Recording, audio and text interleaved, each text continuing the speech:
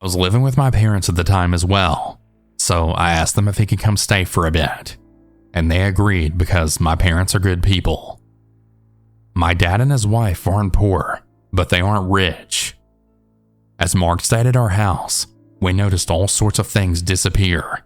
Same stuff with my car, and never telling me where he was going or asking to use it. I needed to know what was going on, so I tore my bedroom apart.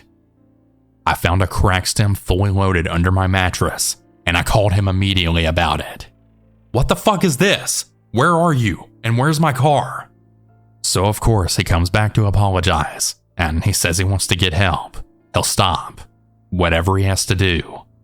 So of course I'm 19 and I think I'm in love, so I believe what he says. I ended up getting an apartment not too far away from my parents, and we go live there because my parents have finally decided that they don't like Mark. They see it for what it is, but I don't. We partied hard, and I dropped out of college. I found myself pregnant at 20 years old with Mark's baby. By this time, I'm supporting us financially, as well as his drug habit, because I thought this is what I had to do for my unborn kid. His habit gets so out of control that he actually starts robbing people. He committed criminal trespass and grand larceny on my parents and my childhood house. Still to this day, he denies it, but he pled guilty because his lawyer said it was the best idea at the time. I'm very pregnant at this point.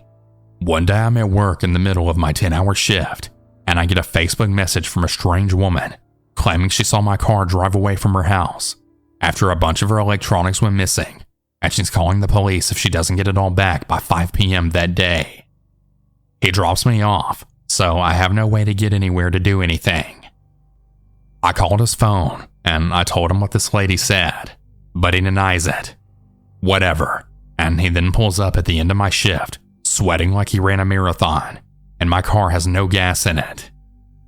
After some loud exchanges from me, he tells me he took everything to the trap house and he traded it for drugs. So here I am about to pop, driving him to the trap house. I pull up, and he then says, "What am I supposed to do? You don't have any money." So I tell him, "I don't give a fuck. Suck a dick for all I care. Go get her shit back." So he moseys up on the door and goes inside. I waited for 10 minutes. He comes back out with nothing, so I drive us back home defeated. The next day, I got a call from the local police asking that I come in for questioning. The lady actually held up her end of the bargain. Why wouldn't she? I ended up getting interrogated for this mess, even though I wasn't even involved.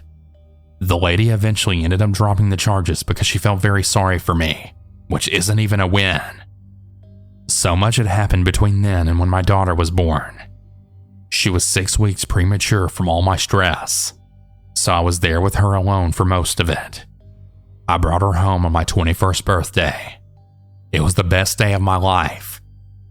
Something changed in me that day, because I found paraphernalia again in my apartment after I brought her home, and I told him to leave, never come back. He stole my car, outran 3 towns, and then he crashed my car. I'm so thankful that my kid saved my life that day.